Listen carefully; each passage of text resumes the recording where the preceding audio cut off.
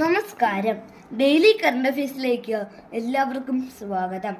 പ്രശസ്ത കവി വയലാർ രാമവർമ്മയുടെ ചരമദിനം. ഉത്തരം ഒക്ടോബർ 27. ആലപ്പുഴ ജില്ലയിലെ ചേർത്തല താലൂക്കിൽ 1928 മാർച്ച് 25 വയലാർ രാമവർമ്മ ജനിച്ചത്.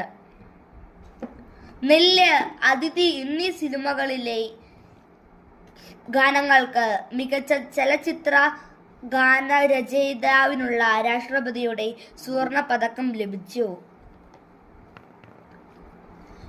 വയലാർ രാമവർമ്മയുടെ ആദ്യ കവിതാ സമാഹാരമാണ് പാദമുദ്രകൾ.